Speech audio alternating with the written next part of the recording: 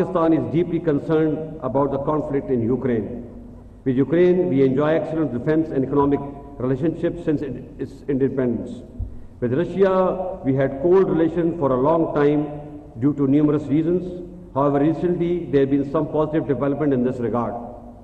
Sadly, the Russian invasion against Ukraine is very unfortunate, as thousands of people have been killed, millions made refugees, and half of Ukraine destroyed. This is a huge tragedy which must be stopped immediately.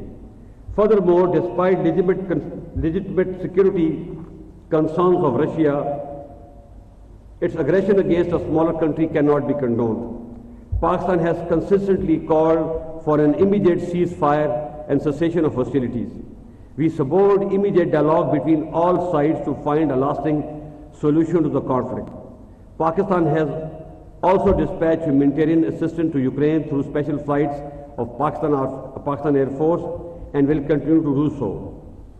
The continuation or expansion of conflict in Ukraine will not serve the interest of any side, least of all the developing countries, which will continue to face socio-economic costs of the conflict, a conflict which can easily get out of hand.